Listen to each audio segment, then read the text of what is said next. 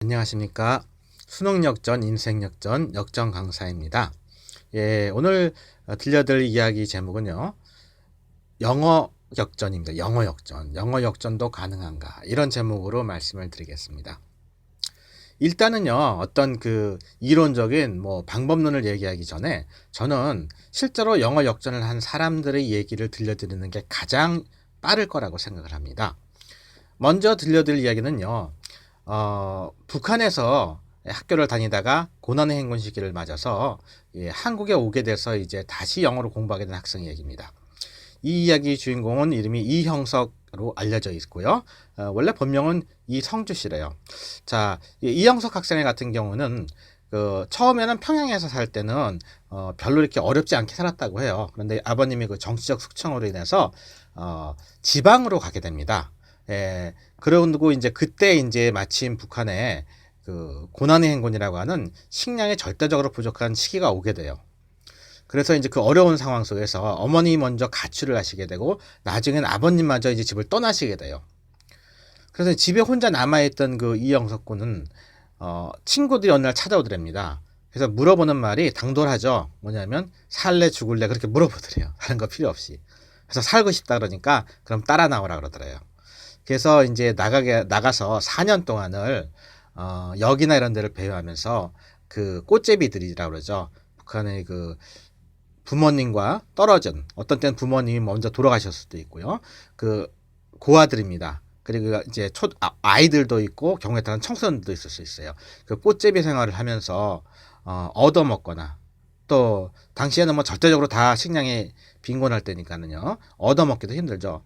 정 안 되면 그야말로 소매치기라도 해서 그 돈으로 뭐라도 사서 그날 생명을 유지해야 하는 그런 꽃제비 생활을 4년 동안을 보냈습니다. 그리고서 이제 4년 만에 자기 손주가 어느 역전 앞에 있다는 소문을 듣고 친할아버님이 찾아오게 돼요. 그리고 할아버님을 통해서 이제 한국에 있던 아버지하고 연결이 되고 아버님이 보내준 탈북 브로커에 의해서 어디로 가는지도 모르는 상황에서 손을 잡고 아버지를 만날 수 있다는 얘기를 듣고 이제 한국으로 오게 됩니다. 그냥 그때 나이가 이제 벌써 12살 때부터 시작이 돼가지고 16, 17 정도의 나이가 됐대요. 이미 4년 동안의 꽃제비 시절을 보냈기 때문에. 그래서 이제 학교를 못 다녔으니까 중학교 1학년으로 16살 나이에 들어가게 됩니다. 근데 워낙에 꽃제비 시절 동안에 못 먹고 못 입었기 때문에 키도 자그마하게 자라지도 않았겠죠. 먹은 게 없으니까. 그리고 얼굴은 새카매졌고 그러기 때문에 중학교 1학년이라고 또 믿었대요. 그냥 옆에서 사람들이. 그래서 그때부터 이제 남한의 생활을 하게 되는데 첫 번째 이제 중학교 1학년 영어 중간고사를 보게 됩니다. 결과는 아시겠죠? 예, 빵점을 맞았다고 합니다. 한 개도 못 맞췄대요. 예, 운으로 한 개 정도 맞을 수 있는데 어떻게 보면 완전히 빵점을 맞은 것이 본인에겐 나중에는 어떤 정신적인 지렛대가 될 수 있었다고 저는 오히려 생각을 하는데요. 영어를 빵점을 맞았대요. 첫 번째 시험에 한국에 와서. 영어를 공부해본 기억도 없고 중학교를 못 다녔기 때문에. 그래서 이제 한국에서 중학교 생활을 하게 됐는데 여러분 청소년기에 더군다나 한국 학생들도 청소년기에 방황이 많고 유혹이 많은데 북한에서 넘어온 그 친구가 잘 적응을 할 수 있었겠습니까? 그래서 일진 학생들하고 싸우다가 퇴학을 맞을 것 같아서 아예 자기가 자퇴서를 쓰고 학교를 나와서 다시 검정고시를 해서 고등학교를 들어가고 이런 파란만장한 그야말로 학창시절을 겪어요. 그리고 이제 서강대학교의 정치외교학과에 입학을 하게 됩니다. 그래서 정치외교학을 공부하고 그다음에 복수전공으로 이제 신문방송학을 공부를 해요. 예, 그래가지고 이제 얼마나 열심히 출석을 하고 공부를 했는지 여러분들 지금 고등학생들은 잘 모르겠지만 대학교에 들어가게 되면 예전과는 지금 취업 때문에 조금 달라졌다고는 하지만 일반적으로 학생들이 수업을 잘 안 들어오는 경우가 많아요. 근데 이 학생은 꼬박꼬박 들어가는 거죠. 예. 그래서 서강대학교에서 이제 3년 반 만에 학점을 충분히 이제 획득했고 또 성적이 좋았기 때문에 3년 반 만에 조기 졸업을 합니다. 그리고는 이제 캐나다를 가게 돼요. 그래서 캐나다 하원 부의장의 보좌관을 하게 됩니다. 영어를 잘해서. 예, 그러면서 거기에서 북한 인권결의안이 하원을 통과하게 되는데 그때 일조를 하게 돼요. 한국인 그리고 북한을 직접 겪은 탈북자 보좌관으로서 한국인 보좌관으로서 일조를 하게 되고요. 당시 캐나다 총리와도 만나서 북한 실정에 대한 이야기를 나누었다고 해요. 그리고 이제 이 학생은 영국의 워릭 대학교에 이제 장학금을 받고 가서 미국과 북한과의 관계에 관련된 석사학위 논문을 쓰고 석사학위를 취득하게 됩니다. 지금 박사 과정을 공부하고 있다고 하는데요. 지금 이형석 학생이 쓴 그 책이 한 권 있어요. 그것이 이제 미국 청소년 권장 도서로 되어 있습니다. 그리고 그 책이 역으로 한국말로 다시 이제 출간이 돼서 나왔는데, 한국말로 나온 것은 히드북 출판사에서 나온 거리 소년의 신발이라는 제목으로 나와 있습니다. 거리 소년의 신발. 거리 소년이라는 건 당연히 본인이 겪었던 그 북한 꽃제비 아이들, 경우에 따른 청소년들의 이야기겠죠. 자, 이와 같이 보시는 바와 같이 정말 영어 빵점을 맞던 상황에서 영어를 잘해서 외국의 그 영어를 쓰는 나라의 국회의원 보좌관까지 하는 이런 정도로까지 영어를 잘하게 되는 이런 실제 경우를 한번 들려드리는 것이 10가지 뭐라 그럴까요? 이론적인 얘기를 하거나 하는 것보다 더 여러분에게는 정신적으로 효과가 있을 거라고 생각을 합니다. 그리고 이형석 군의 이야기는요, 여러분이 탈북자 이형석 이렇게 네이버나 유튜브에 치셔도 나오고, 또 이형석 씨가 그 동아방송에서는 이만갑에 출연을 했었기 때문에 이만갑 이형석 이렇게 치셔도 동영상 자료들이 많이 나오니까는요, 여러분이 필요하면 찾아보시고 참고하시기 바라고요. 그래서 이형석 군이 그 자신이 영어를 못한 상태에서 잘하게 될 때까지에 대해서 영어 공부법도 또 책으로 냈다고 합니다. 그 제목은 제가 또 조사해가지고 여러분에게 알려드릴 것이고요.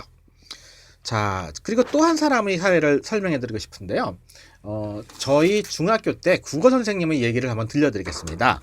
이 국어 선생님 같은 경우에는 중학교 1학년 때까지, 당시에는 중학교 1학년이 돼야 A, B, C, D 알파벳을 처음 배우게 돼 있었어요. 지금은 초등학교 3학년부터 영어를 시작하지만, 그래서 중학교 1학년 때 영어를 시작하는데 중학교 1학년, 2학년 때 영어 성적이 좋지 못했습니다. 영어를 잘 못했어요. 그 이유는 이제 영어 선생님이 마음에 안 들었다는 거예요. 그래서 영어 선생님 코빼기도 배기 싫었대요, 정말로. 그래서 영어를 잘 못하다가 3학년 때 영어 선생님이 바뀌게 됐는데 새로 오신 영어 선생님이 정말 마음에 들었나 봐요. 그래가지고 영어를 열심히 하게 됐고, 1, 2학년 때 못하던 것까지 다시 옛날 그 교과서 참고서 찾아가 다시 하고 해가지고 영어를 잘한다는 수준까지 이제 가게 됐어요. 그래서 어느 정도까지 되게 됐냐면, 이분이 학교에서 가르치는 과목은 국어 과목이었어요. 국어 선생님이었음에도 불구하고 당시에 그 한국과 미국 그 대학 간의 대표팀이 와서 붙는 그 대학 야구, 한미 대학 야구 그 경기가 있었습니다. 그래서 한국 대학야구 대표팀하고 미국 대학야구 대표팀이 경기를 하는 거예요. 며칠간 동안을 두고. 그것이 이제 인기였고요. 당시에는 프로야구가 나오기 전이기 때문에 또 그 MBC, KBS 이런 데서 중계 방송도 했었거든요. 저도 본 기억이 나요. 그리고 당시에 활약했던 그 한국 대학야구 측 선수들이 그 유명한, 지금은 이제 암으로 세상을 떠났지만 최동원 투수, 그 다음에 장효조 씨, 그리고 이제 공격수는 장효조 씨, 이런 사람들이 있었어요. 그럴 때였거든요. 그래서 그럴 때였는데 그 미국 대학 야구팀의 통역으로 그 학교에는 일주일 동안 휴가를 내고 통역으로 가서 통역을 맡을 만큼 그렇게 영어를 잘하셨었어요. 그래서 우리가 지금 이 이야기를 듣는 분들 중에는 학생들도 있을 것이고, 경우에 따라서는 고등학생이 넘어선 재수생이나 대학생도 있을 거예요. 또 경우에 따라서는 일반 생활하시는 분들도 계실 겁니다.